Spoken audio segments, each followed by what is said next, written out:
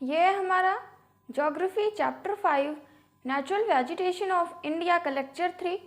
इसमें हम natural vegetation के फोर्थ टाइप्स पढ़ेंगे। कौन कौन सा? एक लिटोरल फॉरेस्ट और फिफ्थ टाइप है माउंटेन फॉरेस्ट। ठीक है, तो सबसे पहले हम देखते हैं लिटोरल फॉरेस्ट क्या है। लिटोरल फॉरेस्ट या मैंग्रोव या फिर टाइडल फॉरेस्ट, इसे मैंग्रोव फॉरेस्ट, टाइडल फॉरेस्ट और लिटोरल फॉरेस्ट भी कहते हैं। ये उन एरियाओं में वेजिटेशन पाए जाते हैं जहाँ पर ओशियन की हाई टाइड्स और इब जाती हैं। ठीक है, जहाँ पर जैसे ये एरिया है, ये एरिया पर क्या है, ओशियन की वेव्स, मतलब ये जो ओशियन की टाइड्स हैं वो यहाँ पर जा रही हैं। ठीक है, टाइड्स क्या है? जो ऊपर जा रही हैं, ये सब टाइड्स हो रही हैं। और इब क्या है? जिस तरह से टाइड्स जो होती हैं वो ऊपर की तरफ जाती हैं, तो उसी तरह जो इब होती है वो नीचे, ओशियन के नीचे तरफ जाती हैं। ठीक है, जो ऊपर तरफ जाएं, जो वेव्स ऊपर की तरफ जा रही हैं उन्हें टाइड्स कहते हैं, और जो वेव्स नीचे की तरफ जाएं ओशियन की, उसे एब कहते हैं। क्या कहते हैं? एब कहते हैं। ठीक है, तो जिस एरिया पर, जो एरिया हमेशा उस इफेक्ट में आ रहा है टाइड्स के एब में, तो वहाँ पर क्या होगा? मैंग्रोव फॉरेस्ट होगा। ये वेजिटेशन वहीं पर पाया जाता है। समझ में आया? और कहाँ पर पाया जाएगा? डेल्टाज में। जो डेल्टाज होते हैं, क्या होता है डेल्टा? जैसे ये रिवर है, ये क्या है? ये रिवर है, कहीं से आ रही है, और ये पूरा ओशियन है। ये क्या है? ये रिवर है, ये ओशियन है। तो रिवर के जो माउथ है, ये जहाँ से ओशियन से मिल रही है, तो यहाँ पर भी क्या फॉरेस्ट पाए जाते हैं? कौन से? Mangrove forest. समझ में आया? ये इन जगहों पर पाए जाते हैं। क्लाइमेटिक कंडीशन देख लेते हैं। वेजिटेशन ग्रोज इन ट्रॉपिक्स, ये ट्रॉपिकल एरियाज में ही पाए जाते हैं, ट्रॉपिक एरियाज में। ठीक है, day time temperature 24 degree Celsius. जो जनरली वहाँ का डे टाइम का टेम्परेचर होता है वो कितना होता है? 24 degree Celsius. Annual rainfall 150 centimetre से 200 सेंटीमीटर। समझ में आया? मतलब यहाँ का टेम्परेचर कैसा है? टेम्परेचर भी हाई है, ठीक है, हॉट है, और रेनफॉल भी 150 सेंटीमीटर से 200 सेंटीमीटर के बीच में हो रही है। कैरेक्टरिस्टिक फीचर्स, कुछ फीचर्स देख लेते हैं। न्यू मेटाफोर्स और breathing roots to absorb oxygen. इस नेचुरल वेजिटेशन में जितनी भी रूट्स, मतलब ज़्यादातर जो ट्रीज़ हैं उनकी रूट्स कैसी हैं? New metaphors.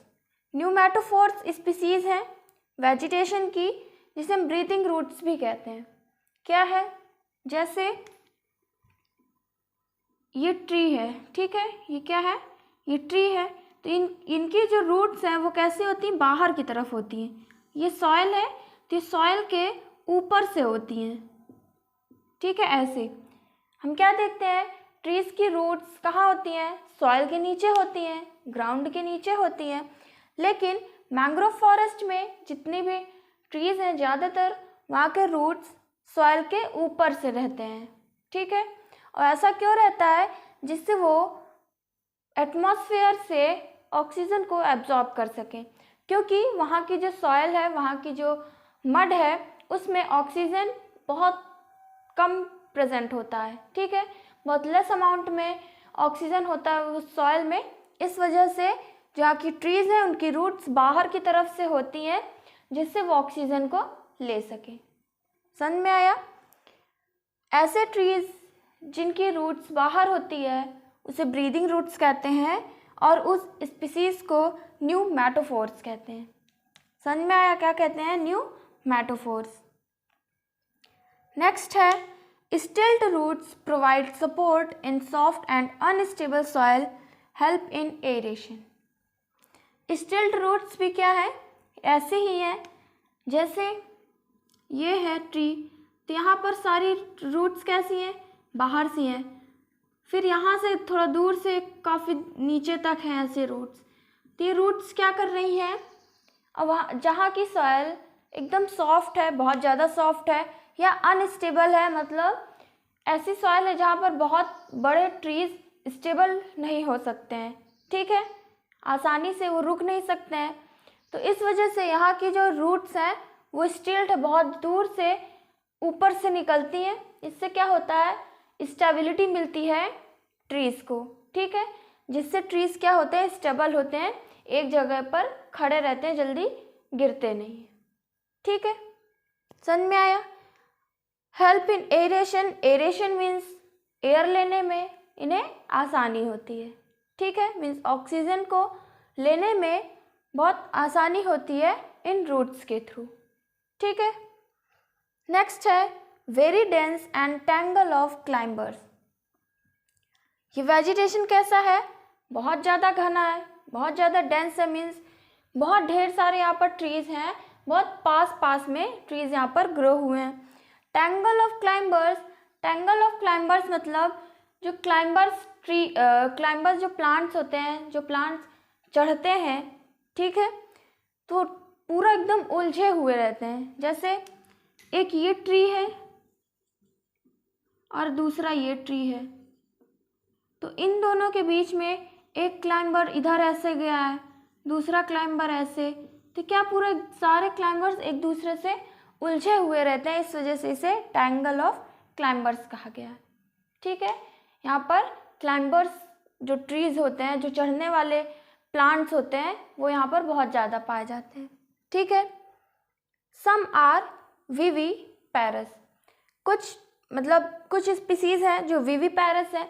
विविपैरस क्या है, ऐसे स्पीसीज़ जो मेन प्लांट है, ठीक है, जो पेरेंट ट्री है, वो अगर सॉइल में टच हो रहा है, उससे क्या हो रहा है, एक नया ट्री ग्रो कर रहा है। जैसे मान लीजिए ये कोई प्लांट है, ठीक है, ये कोई प्लांट है, अब ये प्लांट और दूसरा ये प्लांट है, ये सॉइल है। अब ये दोनों प्लांट जब एक दूसरे के टच में आएंगे तो उससे क्या होगा, एक नया प्लांट ग्रो करेगा, ठीक है। जब दो प्लांट एक दूसरे के टच में आएंगे तब क्या होगा, एक नया प्लांट ग्रो करेगा। उस टाइप के ट्रीज़ को विविपैरस कहते हैं। समझ में आया, समझ में आ रहा है इतना। ये विविपैरस स्पीसीज ज़्यादातर कहाँ पर पाई जाती हैं, मैंग्रोव या टाइडल फॉरेस्ट में, ठीक है, नोट कर लीजिए इसे। नेक्स्ट है species of trees. Mangrove forest में, लिटोरल टाइडल फॉरेस्ट में किस तरह के ट्रीज पाए जाते हैं। पहला है सुंदरी। सुंदरी ये ट्री किस में यूज़ होता है, बोट बिल्डिंग में, जो बोट्स बनाई जाती हैं उनको बनाने में, हार्ड बोर्ड बनाने में, बहुत से बोर्ड बहुत जो हार्ड बनाए जाते हैं, स्ट्रॉन्ग बोर्ड की जहाँ पर ज़रूरत होती है वहाँ पर सुंदरी ट्री के वुड का यूज़ किया जाता है। फर्नीचर बनाने में यूज़ किया जाता है। और सुंदरी ट्री का मेडिसिनल वैल्यू भी है, मीन्स मेडिसिन्स में भी यूज़ किया जाता है। और सुंदरी ट्री कैसी है, strong, durable and water resistance. ये ट्री बहुत ही ज़्यादा स्ट्रॉन्ग है, ड्यूरेबल है, मीन्स बहुत टाइम तक ये टिकाऊ रहती है, बहुत टाइम तक ये वुड बेकार नहीं होती है, अच्छी रहती है। वाटर रेजिस्टेंस मतलब वाटर से ईजिली ये डिस्ट्रॉय नहीं होती है वुड, ठीक है। नेक्स्ट है कियोरा, नोन एज स्क्रू पाइन और पैंडेनस। कियोरा को स्क्रू पाइन और पैंडेनस भी कहते हैं, ठीक है। कियोरा क्या कहते हैं, स्क्रू पाइन और पैंडेनस। फ्रैग्रेंट एसेंस फ्रॉम फ्लावर, जो कियोरा के फ्लावर होते हैं उससे उसकी स्मेल बहुत अच्छी होती है, तो उसको फ्रैग्रेंट एसेंस निकाला जाता है, किससे, फ्लावर से, जिसमें बहुत से परफ्यूम्स में यूज़ किया जाता है, ठीक है। और है कियोरा वाटर। कियोरा वाटर भी बनाया जाता है कियोरा प्लांट से, कियोरा ट्री से, ठीक है। फिर है नाइपा फ्रूटिकेंस। नाइपा फ्रूटिकेंस लीव्स थैचिंग एंड बास्केटरी। नाइपा की जो लीव्स हैं वो थैचिंग में यूज़ होती हैं और बास्केटरी में। थैचिंग क्या है?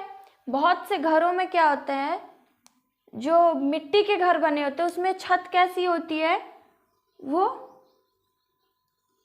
जो इनकी लीव्स होती हैं इससे उस छत को बनाते हैं। ठीक है, वही क्या है? थैचिंग है, मीन्स जिसे छप्पर कहते हैं। तो किस लीफ का यूज़ करते हैं? नाइपा फ्रूटिकेंस की लीव्स को यूज़ करके जो मिट्टी के घर होते हैं उनकी छत को बनाते हैं। ठीक है, बास्केटरी, जो बास्केट्स बनती हैं, जितने भी डलिया बनती हैं, ये सब चीज़ें किससे बनती हैं? नाइपा फ्रूटिकेंस से।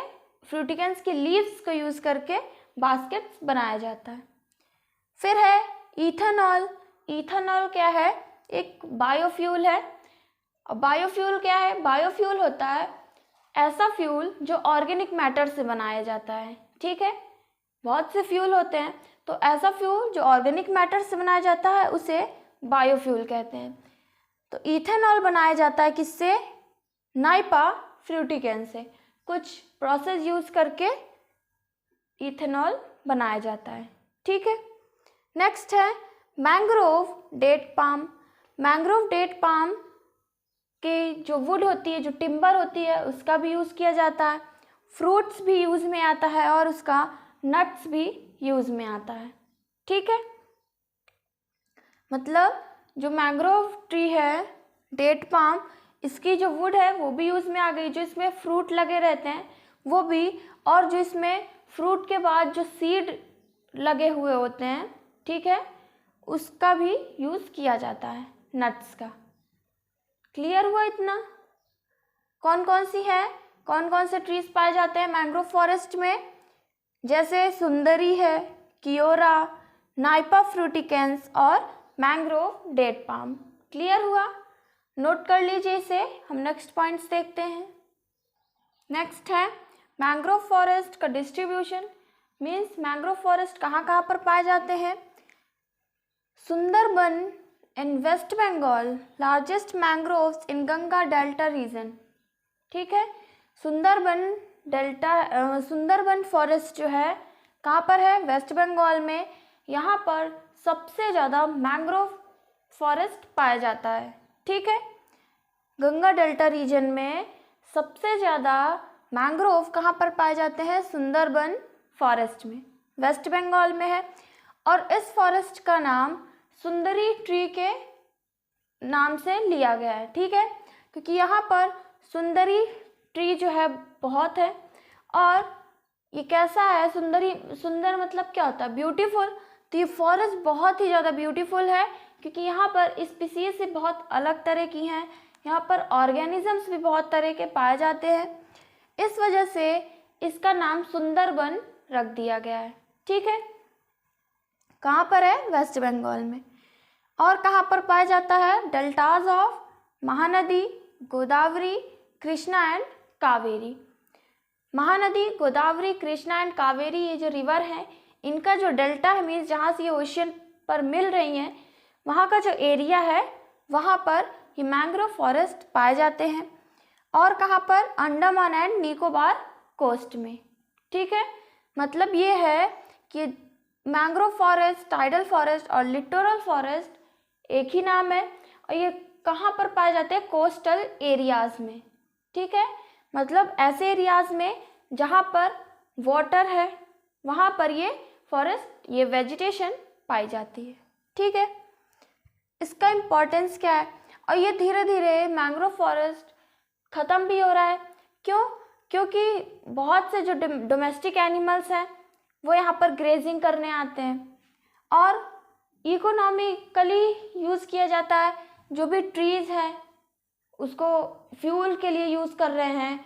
बहुत ज़्यादा जो भी गुड्स बनाए जा रहे हैं, जो भी सामान बन रहे हैं, फर्नीचर्स हो या फिर और भी चीज़ें, बोट बनाई जा रही हैं, तो ये सब चीज़ें बहुत ज़्यादा यूज़ की जा रही है। इस वजह से यहाँ के जो ट्रीज़ हैं वो क्या हो रहे हैं? धीरे धीरे ये ख़त्म हो रहे हैं। समझ में आ रहा? मीन्स पहले से थोड़ा कम हो रहा है। ठीक, नेक्स्ट इम्पॉर्टेंस क्या है मैंग्रोव फॉरेस्ट के? प्रोटेक्ट शोर फ्रॉम इरोजन। शोर क्या है? जो ओशियन का किनारा होता है, ठीक है, तो उससे, अब ये मैंग्रोव फॉरेस्ट पाए कहाँ जाते हैं? ओशियन के किनारे में। यहाँ पर वाटर है, वहीं पर ओशियन से ही वेव्स आ रही हैं, ओशियन से जो विंड्स आ रही हैं उससे इरोजन होने से ये ट्रीज जो है, ये फॉरेस्ट बचा रहा है, ठीक है। जैसे ये क्या, ये ओशियन है, ये ओशियन है और ये पूरा फॉरेस्ट है। अब इन ओशियन से, अब यहाँ पर हर जगह ट्रीज हैं, तो ये ओशियन से जब टाइड्स जाएंगी तब क्या होगा? सॉइल इरोड नहीं हो पाएगी, ठीक है, क्योंकि ट्रीज बहुत ज़्यादा है। या फिर जो भी विंड्स हैं ये अगर जाएंगी और जब वापस आएंगी तो इरोड नहीं कर पाएंगी, क्योंकि बहुत ज़्यादा डेंस फॉरेस्ट है, ठीक है। बहुत ज़्यादा ट्रीज होने की वजह से ये क्या कर रहा है? सॉइल इरोजन से, जो भी इरोजन हो रहा है उससे बचा रहा है। समझ में आया? Protect coral reefs.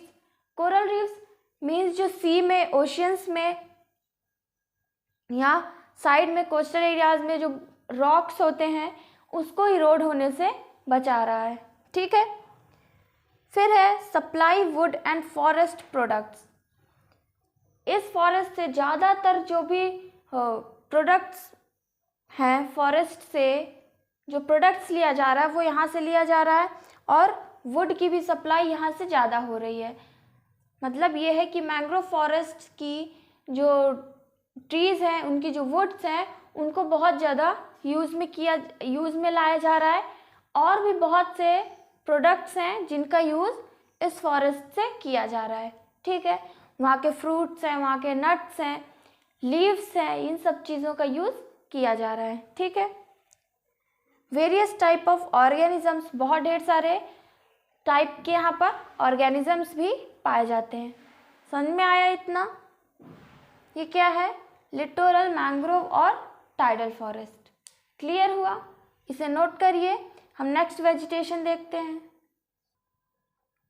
Fifth vegetation है माउंटेन फॉरेस्ट या फिर माउंटेन वेजिटेशन, ठीक है। माउंटेन नाम से ही पता चल रहा है कि ये फॉरेस्ट, ये वेजिटेशन कहाँ पर है? माउंटेन एरियाज में, ठीक है। ये अपर एरियाज में जहाँ पर ज़्यादा माउंटेन्स है वहाँ पर ये वेजिटेशन पाई जाती है। कहाँ कहाँ पर? हिमालयन रीजन, नॉर्थ में। नॉर्थ में हम देखें तो कहाँ पर? हिमालय रीजन में। और नीलगिरीज, पालनी एंड अनामली हिल्स कहाँ पर? पेनिनसुलर इंडिया में, ठीक है। पेनिनसुलर इंडिया, इन एरियाज में जो पाए जाते हैं, मीन्स ये क्या है? पेनिनसुलर रीजन है, पेनिनसुलर इंडिया है। तो यहाँ पर कहाँ कहाँ? नीलगिरी हिल्स में, पालनी हिल्स और अनामली हिल्स में ये वेजिटेशन पाई जाती है। नॉर्थ में हिमालय रीजन में। सबसे पहले हम देखते हैं हिमालय रीजन के बारे में, ठीक है। नेक्स्ट है माउंटेन फॉरेस्ट, माउंटेन वेजिटेशन दो जगह पाए जाते हैं, एक हिमालयन रीजन है और पेनिनसुलर इंडिया में। तो पहले देखते हैं हिमालय रीजन में। ट्रॉपिकल मॉनसून डिसीडियस फॉरेस्ट, साल, टीक, बैम्बू, केन, ये फुट हिल्स में पाए जाते हैं। हिमालय रीजन में कौन सा forest? Tropical monsoon deciduous forest. Himalaya region में जो ट्रॉपिकल मॉनसून डिसीडियस फॉरेस्ट है, इसमें किस तरह के ट्रीज पाए जाते हैं? साल, टीक, बैम्बू, केन, ये कुछ स्पीसीज हैं जो हिमालय रीजन के ट्रॉपिकल मॉनसून डिसीडियस फॉरेस्ट में पाई जाती हैं। कहाँ पर? फुट हिल्स में, मीन्स नीचे जो हिमालय है उनके जो नीचे का है पार्ट, वहाँ पर पाए जाते हैं, ठीक है। लोअर रीजन में, हिमालय के लोअर रीजन में ये ट्रीज पाए जाते हैं। फिर है, ये तो हो गया नीचे साइड का। फिर हम थोड़ा एल्टीट्यूड पे जाते हैं, between 1000 metre and 2000 metre altitude, ठीक है।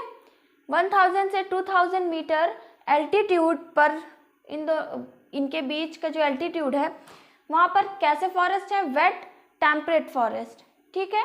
कौन सा फॉरेस्ट है? Wet temperate forest. और यहाँ पर किस type? Wait temperate forest.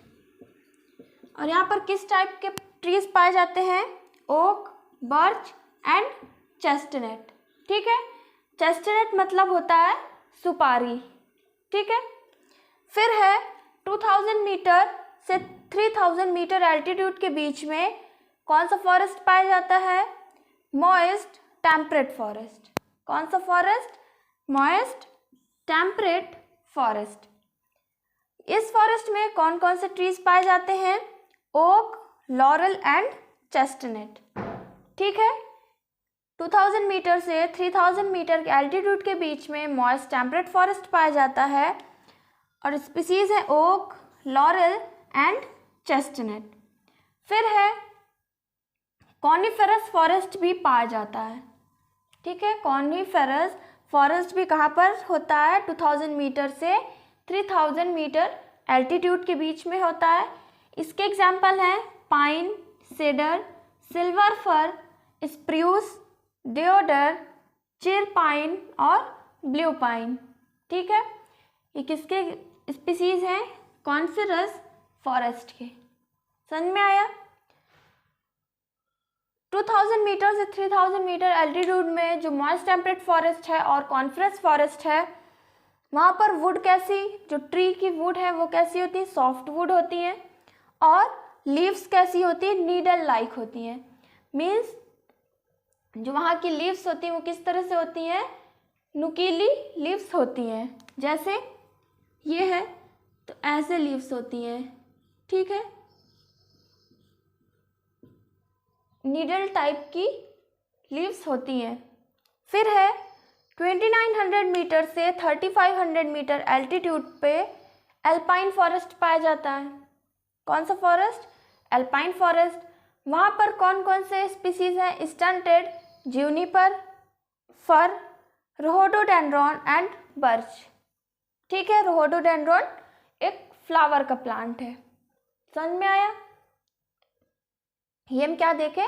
Himalaya region में, हिमालय रीजन के फुट हिल्स में अगर हम सबसे नीचे देखते हैं तो कौन सा फॉरेस्ट पाया जाता है? ट्रॉपिकल मॉनसून डिसीडियस फॉरेस्ट, साल, टीक, बैम्बू और केन।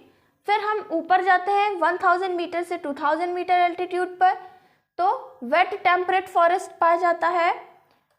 कौन कौन सी स्पीसीज हैं? ओक, बर्च और चेस्टनट।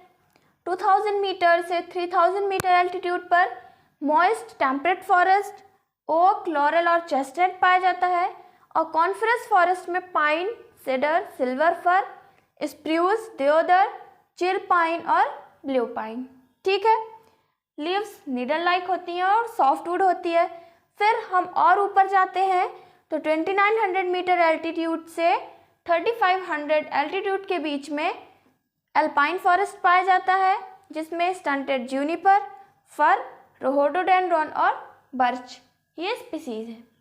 समझ में आया? ये क्या था? Himalayan reason. इसे नोट करिए। हम नेक्स्ट रीजन देखते हैं।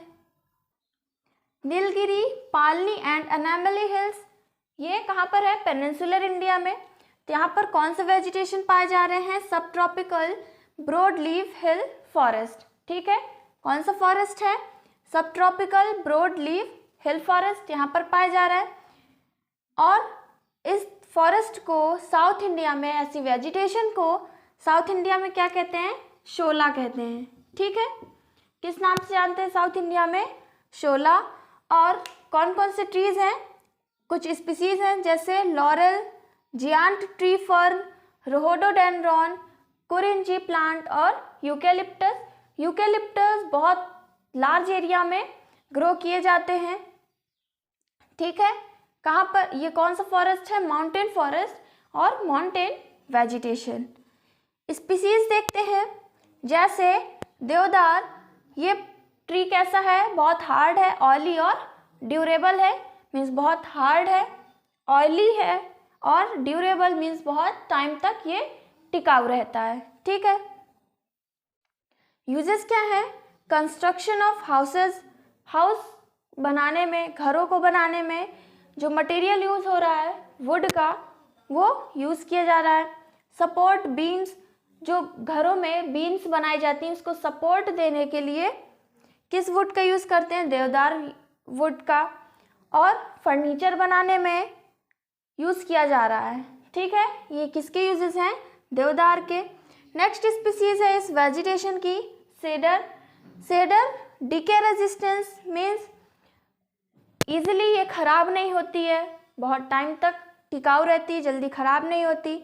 लाइट वेट, हल्की होती है, इसका वेट कैसा है, बहुत ही लाइट होता है, हल्की है और ड्यूरेबल, काफ़ी टाइम तक ये टिकाऊ रहती है। ठीक है, फिर है सीलिंग सिंगल्स। जो घरों में सीलिंग्स बनाई जाती हैं, छतों पर जो सीलिंग्स होती हैं, उसको बनाने में इस वुड का यूज़ किया जाता है। ठीक है, और फर्नीचर बनाने में भी सीडर वुड का यूज़ करते हैं। फायर रेजिस्टेंट है, मीन्स बहुत आसानी से इसमें आग नहीं लग पाती है, किस वुड में, सेडर वुड में। और इम्यून टू टर्माइट अटैक्स। जो टर्माइट होते हैं वो क्या करते हैं, पूरी वुड को खा डालते हैं, जिससे पूरी वुड क्या हो गई, खराब हो जाती है। टर्माइट क्या है, जिसे हम दीमक कहते हैं। ठीक है, तो टर्माइट का अटैक इसमें बहुत कम होता है। ठीक है, समझ में आ रहा है, मतलब सेडर वुड में टर्माइट का अटैक नहीं हो पाता, टर्माइट के अटैक से बचाती है। ठीक है, टर्माइट क्या करते हैं, पूरी वुड को, पूरे वुड में पोर्स बना देते हैं, जिससे पूरी वुड खराब हो जाती है। ठीक है, तो इससे ये बचा रहा है। समझ में आया, कौन सा है, देवदार और सेडर। इसे नोट करिए। हम और नेक्स्ट स्पीसीज देखते हैं। नेक्स्ट स्पीसीज है, कौन से ट्रीज हैं, स्प्रूस। स्प्रूस किस में यूज़ होते हैं, मेकिंग फर्नीचर, फर्नीचर्स बनाने में। Light weight aircraft. एयरक्राफ्ट जो लाइट वेट बनाए जाते हैं, एयरक्राफ्ट मीन्स हल्के एयरक्राफ्ट बनाए जाते हैं, तो स्प्रूस वुड का यूज़ किया जाता है। ठीक है, pulp would for manufacture of paper. जो इस वुड का पल्प होता है, मीन्स जो वुड के अंदर का पार्ट होता है, उसका यूज़ किया जाता है पेपर को बनाने में। ठीक है, फिर है ब्लू पाइन। ब्लू पाइन की वुड किस कलर की होती है, पिंक कलर की होती है। ब्लू पाइन की जो वुड होती है, जो टिम्बर होता है, वो किस कलर का होता है, पिंक कलर का। Moderately hard. मॉडरेटली हार्ड मतलब ना तो बहुत ज़्यादा हार्ड होता है और ना ही बहुत ज़्यादा सॉफ्ट होता है। ठीक है, मीडियम में हार्ड होता है। Making railway sleepers. जो रेलवे स्लीपर्स होते हैं, कुछ बोर्ड टाइप से बनाया जाता है स्टेशन में, वहाँ ये यूज़ होता है ब्लू पाइन की वुड का। ठीक है, चिर moderately hard, extract resin and turpentine. चिर वुड मॉडरेटली हार्ड है, मीन्स ना तो बहुत ज़्यादा हार्ड है, ना ही बहुत ज़्यादा सॉफ्ट है, मीडियम है। Extract resin and turpentine. Extract resin, जो इस वुड से रेजिन निकलता है, ठीक है, जो लिक्विड पार्ट होता है। और टर्पेंटाइन भी क्या है, जो लिक्विड मटेरियल है, किससे, चिर ट्री से। इसका भी कुछ प्रोडक्ट्स बनाने में या और कुछ चीज़ों को बनाने में यूज़ किया जाता है। Timber for making tea chest. जो चिर की टिम्बर है, उसको बनाया जाता है टी चेस्ट। टी चेस्ट मतलब होता है जो मसाले रखने के जो डिब्बे बनाए जाते हैं, ठीक है, जो वुड के बनाए जाते हैं, वो किससे, चिर वुड से बनाया जाता है। ठीक है, समझ में आया। फिर है silver fir. Silver fir soft but not durable. Silver fir की जो वुड होती है बहुत ज़्यादा सॉफ्ट होती है, लेकिन ड्यूरेबल नहीं होती, मीन्स बहुत टाइम तक टिकाऊ नहीं होती है। ठीक है, बहुत जल्दी ख़राब हो जाती है, इसलिए इसे यूज़ किया जाता है पैकिंग बॉक्सेस में, wood pulp, paper, match stick. इस वजह से, क्योंकि बहुत टाइम तक ये ड्यूरेबल नहीं रहती है, बहुत टाइम तक टिकाऊ नहीं रहती है, इस वजह से कुछ ऐसी चीज़ें बनाई जाती हैं जो बहुत टाइम तक, जिसे हम यूज़ नहीं करते हैं। ठीक है, जैसे पैकिंग बॉक्सेस है, बॉक्सेस बनाए जा रहे हैं पैक करने के लिए, कुछ सामान रखने के लिए। वुड पल्प, इस वुड का जो पल्प निकाला जा रहा है, उसका भी किसी प्रोडक्ट बनाने में यूज़ कर रहे हैं, पेपर बनाने में और मैच स्टिक्स बनाने में। ठीक है, समझ में आया। फिर है बर्च। बर्च किस कलर की होती है, इसका टिम्बर जो वुड है वो ग्रेइश कलर का होता है, और इससे बनता है फर्नीचर और कैबिनेट्स। ठीक है, फर्नीचर जो नॉर्मली घरों में बिल्डिंग से बनाए जाते हैं, डोर है, विंडो है, ये सब बेड है, टेबल, ये सब फर्नीचर का पार्ट है। और कैबिनेट्स होता है जो बहुत महंगे फर्नीचर्स बनाए जाते हैं, ठीक है, बहुत एक्सपेंसिव फर्नीचर्स यूज़ होते हैं, बहुत ऑफिसेज में यूज़ होते हैं, ठीक है, तो उसे कैबिनेट्स कहते हैं। बर्च वुड का यूज़ करते हैं। फिर है oak. Oak sports goods, oak का यूज़ किया जाता है कुछ स्पोर्ट्स में, गुड्स जो यूज़ होते हैं स्पोर्ट्स में, जो भी यूज़ किए जाते हैं, जैसे बैट है या और भी, जैसे हॉकी की जो स्टिक है, बहुत से ऐसे स्पोर्ट्स हैं जिनमें वुड का यूज़ होता है, तो कौन सा वुड यूज़ करते हैं? ओक का। फिर है bamboo. Bamboo thatched roof, temporary bridges और राफ्टर्स, इससे क्या बनाए जाते हैं?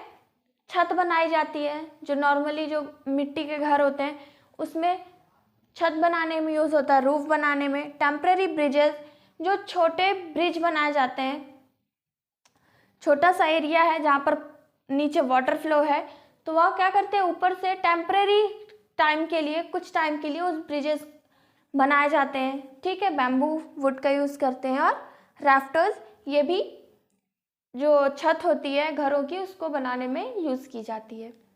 समझ में आया इतना? ये स्पीसीज है कहाँ की? माउंटेन फॉरेस्ट और माउंटेन वेजिटेशन की। कौन कौन सी? Spruce, blue pine, chir, silver fir, birch, oak, bamboo. और इसके पहले हम कौन सा पढ़े हैं? देवदार और सेडर, ठीक है। ये सब क्या है? ये स्पीसीज है माउंटेन वेजिटेशन की। क्लियर हुआ? इसे नोट कर लीजिए। यहाँ से हमारा नेचुरल वेजिटेशन के टाइप्स कंप्लीट हो गया है। नेक्स्ट लेक्चर में हम पढ़ेंगे हम नेचुरल वेजिटेशन को कैसे बचा सकते हैं, नेचुरल वेजिटेशन के इम्पॉर्टेंस क्या है, जो फॉरेस्ट है उनके इम्पॉर्टेंस क्या है, हम उसे कैसे कंजर्व कर सकते हैं, कैसे प्रोटेक्ट कर सकते हैं, इसे हम नेक्स्ट लेक्चर में पढ़ेंगे, ठीक है। Thank you for watching this lecture.